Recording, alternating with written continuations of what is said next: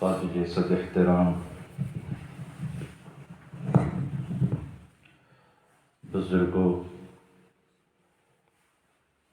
نوجوان ساتھیوں، عزیز بچوں، اپنے گھروں سے سن رہی خواتین اسلام، میری مائیں اور بہنیں، السلام علیکم ورحمۃ اللہ وبرکاتہ۔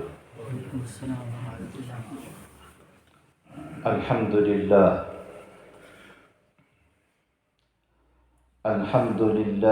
رب العالمین والعاقبۃ للمتقین والصلاة والسلام على سید الانبیاء والمرسلین وعلى آلہ الطیبین الطاہرین وصحبہ الکرام اجمعین، اما بعد، فأعوذ باللہ من الشیطان الرجیم، بسم اللہ الرحمن الرحیم۔ أفحسبتم أنما خلقناكم عبثا وأنكم إلينا لا ترجعون، وقال الله عز وجل في مقام آخر: وما خلقت الجن والإنس إلا ليعبدون، صدق الله العظيم، وبلغنا رسوله النبي الأمين المتين الكريم، ونحن على ذلك لمن الشاهدين والشاكرين،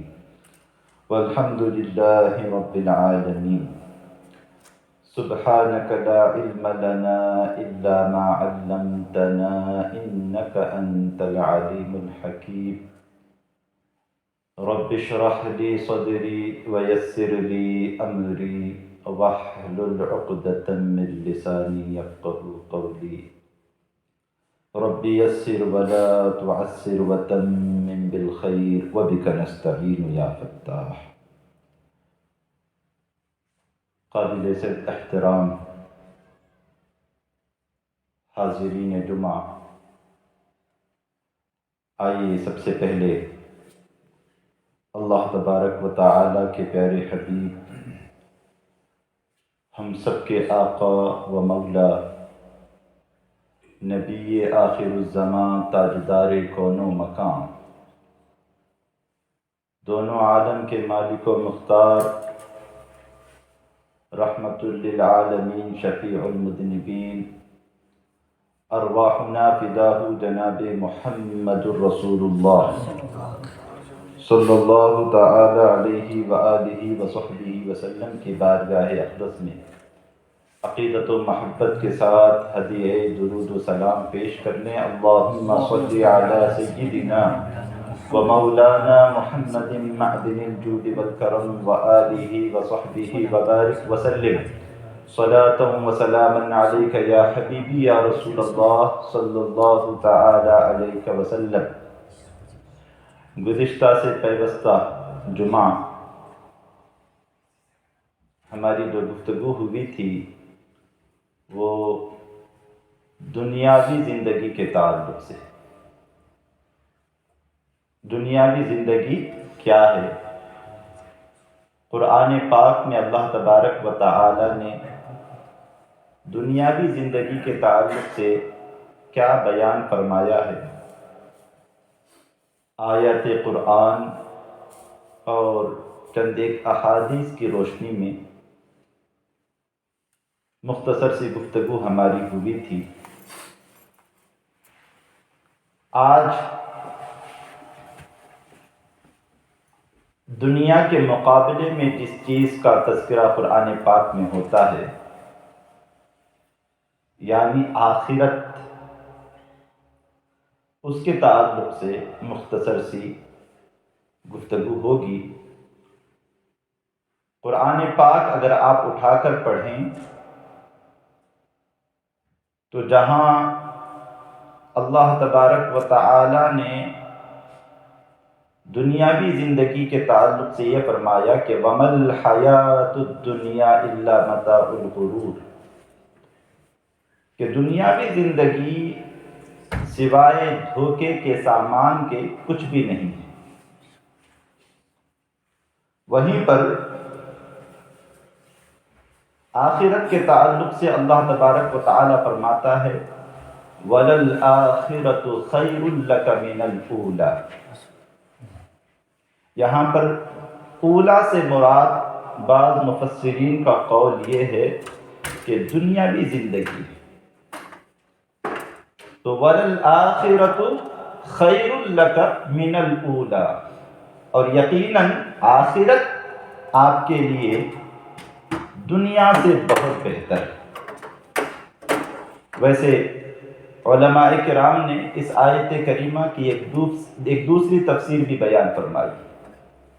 کہ مراد آخرت سے ہر آنے والا لمحہ، حضور اکرم صلی اللہ تعالی علیہ وسلم سے خطاب ہے، اور اللہ تبارک و تعالی حضور سے فرما رہا ہے وَلَلْآخِرَةُ،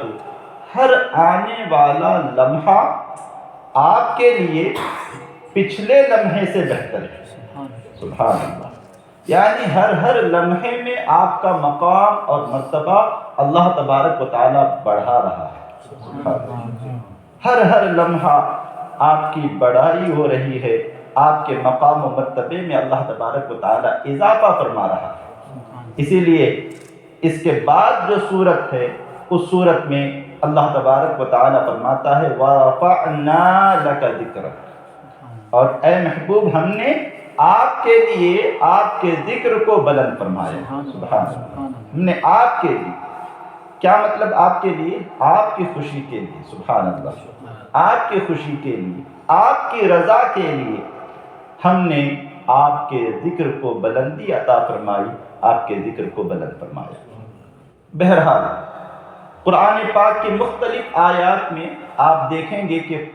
دنیا کے مقابلے میں اللہ تبارک و تعالیٰ نے آخرت کا تذکرہ فرمایا، اور اپنے بندوں کو اللہ تبارک و تعالیٰ نے یہ سمجھایا، یہ بتلایا کہ دنیاوی زندگی کی کوئی حقیقت نہیں ہے، دنیاوی زندگی کی کوئی حقیقت نہیں ہے، اس کی کوئی زیادہ اہمیت نہیں ہے، در حقیقت سب کچھ وہ آخرت ہے، وہ دار آخرت ہے، وہ آخرت کی زندگی ہے، اس لیے کہ آخرت میں فیصلہ ہوگا، اور پھر آخرت میں فیصلہ ہونے کے بعد آدمی اگر نیک ہے، صاحب ایمان ہے، تو اللہ تبارک و تعالیٰ اسے جنت میں داخلہ عطا فرمائے گا، اور جب جنت میں داخلہ عطا فرمائے گا تو جنت میں جو نعمتیں اسے ملیں گی وہ ایسی ہوں گی کہ اس کا تصور نہ کسی ذہن نے اس دنیا میں کیا ہے، نہ کسی آنکھ نے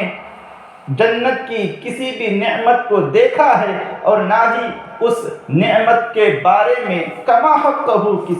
کسی کان نے سنا ہے۔ ویسے اللہ تبارک و تعالیٰ نے قرآن پاک میں جنت کی نعمتوں کا تذکرہ کیا ہے کہ جنات عدن جن کے نیچے نہریں جاری، تجری من تحتها الانہار، اور بھی کئی ایک ساری چیزیں اللہ تبارک و تعالیٰ نے جنت کا منظر بیان فرمایا ہے، لیکن خود اللہ تبارک و تعالیٰ فرماتا ہے، یہ ایک مثال کے طور پر اللہ تبارک و تعالیٰ نے بیان فرمایا ہے کہ جنت میں ایسے ایسے محلات ہوں گے، ایسی ایسی نعمتیں ہوں گی، لیکن در حقیقت ان کی ہم کوئی مثال اس دنیا میں پیش نہیں کر سکتے۔ وہ نعمت ایسی ہوگی، وہ نعمتیں ایسی ہوں گی کہ کسی آنکھ نے اسے دیکھا بھی نہیں ہے، کسی کان نے اسے سنا بھی نہیں ہے، اور نہ ہی کسی کا ذہن، کسی کی سوچ جو ہے اس تک پہنچ سکتی ہے کہ وہ نعمتیں کیسی ہوں گی۔ اللہ تبارک و تعالیٰ کی عطا سے حضور اکرم صلی اللہ تعالی علیہ وسلم نے جنت کا نظارہ کیا، جنت کے محلات کو آپ نے اپنی نگاہوں سے دیکھا، آپ نے جنت کو بھی دیکھا، جہنم کو بھی دیکھا۔ حضور اکرم صلی اللہ تعالی علیہ وسلم نے ہمیں بتلایا کہ جنت ہے، جہنم ہے، فرشتے ہیں، آخرت ہے، مرنے کے بعد دوبارہ زندہ ہونا ہے، ہم نے حضور اکرم صلی اللہ تعالی علیہ وسلم کی باتوں کی تصدیق کی کہ ہم ایمان لے آئے کہ اللہ تبارک و تعالی ایک ہے۔ اے محبوب، آپ فرما رہے ہیں کہ فرشتوں کا وجود ہے، ہم ایمان لے آئے کہ فرشتے ہیں۔ اے محبوب، آپ فرما رہے ہیں کہ اللہ تبارک و تعالی نے اس سے پہلے بھی کتابیں نازل فرمائی ہیں، ہم اس پر ایمان لے آئے۔ اے محبوب، آپ فرما رہے ہیں کہ اللہ تبارک و تعالی نے کم و بیش 1,24,000 یا 2,24,000 انبیاء و مرسلین کو اس دنیا میں مبعوث فرمایا، ہم آپ کی تصدیق کرتے ہیں۔ ایمان جن چیزوں کا نام ہے ان میں سے سب سے اہم جو ہے وہ ہے عقیدہ آخرت۔ کفار مکہ کے سامنے جب یہ بات لائی گئی کہ مرنے کے بعد دوبارہ زندہ کیا جائے گا، مرنے کے بعد دوبارہ زندہ کیا جائے گا، آج ہم میں سے بھی بہت سارے مسلمان جو ہیں وہ بحمدہ تعالی ہم اس بات پر ایمان رکھتے ہیں کہ مرنے کے بعد دوبارہ زندہ ہونا ہے، لیکن اس بات پر اگر کسی بندے مومن کو عین یقین حاصل ہو جائے، مستحکم یقین حاصل ہو جائے، تو پھر اس کی زندگی بدل جاتی ہے۔ یعنی جب اس کی نگاہوں کے سامنے یہ چیز ہوگی کہ مجھے مرنے کے بعد دوبارہ زندہ کیا جائے گا، اور اس بات کا اسے پکا مضبوط یقین ہوگا، تو وہ ہمیشہ اپنی آخرت کو اپنی دنیا پر ترجیح دے گا۔ دنیا کے فائدے کے سامنے، دنیا کے فائدے کو وہ ٹھکرا دے گا، آخرت کے حقیقی فائدے کے سامنے دنیا کی وقتی نعمتوں کو وہ ٹھکرا دے گا، دنیا کی وقتی خواہشوں کو وہ ٹھکرا دے گا، آخرت کی ابدی نعمتوں کے مقابلے میں، آخرت کی ابدی خواہشوں کے مقابلے میں۔ کفار مکہ نے جب حضور اکرم صلی اللہ تعالی علیہ وسلم کا انکار کیا تو اللہ تبارک و تعالیٰ نے کئی آیتیں قرآن پاک میں نازل فرمائی۔ هو الذی خلق لکم ما فی الارض جمیعا ثم استوى الى السماء فسواهن سبع سماوات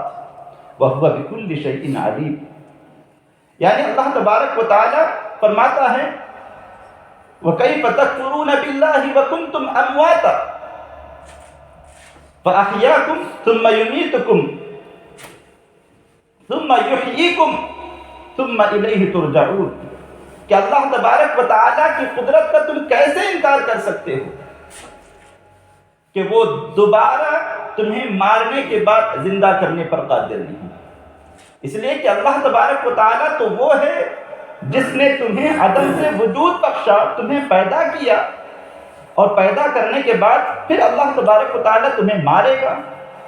تم اس بات کے قائل ہو کہ پروردگار نے تمہیں پیدا کیا ہے، اور تم اس بات کے بھی قائل ہو کہ تمہیں اس دنیا کو چھوڑ کر جانا ہے، جس نے تمہیں پیدا کیا ہے وہ تمہیں مار دے گا۔ تو وہی اللہ تبارک و تعالیٰ یہ کہہ رہا ہے کہ جس نے تمہیں پیدا کرنے کے بعد تمہیں مارا ہے وہی تمہیں پھر دوبارہ زندہ کرے گا۔ ثم یحییکم، پھر وہ تمہیں زندہ کرے گا۔ ثم الیہ ترجعون، پھر تمہیں اللہ تبارک و تعالیٰ کی بارگاہ میں پیش کیا جائے گا، تم لوٹائے جاؤ گے۔ ایک دوسری آیت میں اللہ تبارک و تعالیٰ فرماتا ہے افحسبتم انما خلقناکم عبثا وانکم الینا لا ترجعون۔ کیا تم نے یہ گمان کر لیا ہے، کیا تم نے اپنے طور پر یہ سوچ لیا ہے انما خلقناکم عبثا کہ ہم نے تمہیں یوں ہی پیدا کر دیا، کسی مقصد کے بغیر، کسی مقصد کے بغیر ہم نے تمہیں ایسا ہی پیدا کر دیا، تمہاری دنیا میں آنے کا کوئی مقصد نہیں ہے۔ وَأَنَّكُمْ إِلَيْنَا لَا تُرْجَعُونَ، اور تم نے یہ گمان کر رکھا ہے کہ تم ہماری طرف جو ہے واپس لوٹائے نہیں جاؤ گے۔ اللہ تبارک و تعالی نے ہمیں اس دنیا میں با مقصد پیدا فرمایا ہے، کسی مقصد کے لیے پیدا فرمایا ہے، اور یہ بات بھی بالکل اپنی جگہ پر اٹل ہے کہ ہم اس دنیا میں آئے ہیں تو پھر اس دنیاوی زندگی کے اختتام پر واپس ہمیں لوٹ کر اللہ تبارک و تعالیٰ ہی کے پاس جانا ہے۔ واپس لوٹ کر اللہ تبارک و تعالیٰ ہی کے پاس جانا ہے۔ اور جب اللہ تبارک و تعالیٰ کی بارگاہ میں ہم واپس جائیں گے تو کیا ہوگا؟ 5 چیزیں ایسی ہیں، حدیث پاک میں آیا کہ جب تک بندہ ان کا جواب نہیں دے دے گا اس کے قدم اس کی جگہ سے نہیں ہٹیں گے۔ یعنی جب بندے خدا اللہ تبارک و تعالیٰ کے کٹہرے میں کھڑا ہوگا 5 چیزوں کا سوال اس سے کیا جائے گا۔ سب سے پہلی چیز، تمہاری عمر،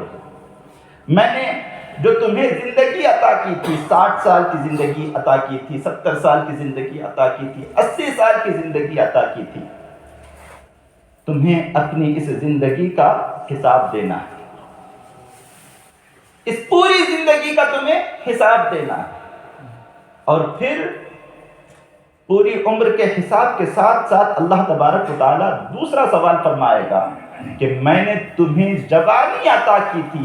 تم نے اس جوانی کو کہاں صرف کیا، کہاں گزارا، کس طرح اپنی جوانی کے ایام تم نے گزارے۔ اللہ، حالانکہ جب بندہ اپنی پوری زندگی کا حساب و کتاب دے رہا ہے تو ظاہر سی بات ہے اس میں اس کا بچپنا بھی آ گیا، اس کی جوانی بھی آ گئی، اس کا بڑھاپا بھی آ گیا۔ لیکن پھر اس کے بعد یہ بتلانا کہ تمہاری جوانی کے بارے میں اللہ تبارک و تعالیٰ تم سے پوچھے گا، یہ اس بات کو بتلاتا ہے کہ پوری زندگی میں انسان کی جس وقت کو سب سے زیادہ اہمیت حاصل ہے وہ وقت اس کی جوانی کا وقت ہے۔ ہماری زندگی کا سب سے انمول وقت، سب سے اہم وقت اگر کوئی ہے تو وہ ہماری جوانی کا ہے۔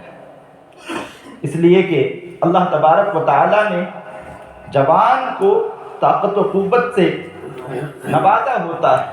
اور آدمی کی خواہشات جوانی کے عالم میں زیادہ جو ہے اس کو ابھارتی ہیں گناہ کے کام کرنے پر۔ اللہ تبارک و تعالیٰ کی اطاعت سے اسے دور لے جانے کے لیے نفس کی خواہشات اسے بہت زیادہ اکساتی، ابھارتی۔ لیکن اگر بندے مومن اللہ تبارک و تعالیٰ کی توفیق سے جوانی کے عالم میں سدھر جاتا ہے، اپنی جوانی کی حفاظت کر لیتا ہے، جوانی کے ایام میں رات کے وقت کرنے والا ایک سجدہ ایک بزرگ شخص کی رات بھر کی عبادت سے زیادہ افضل ہے۔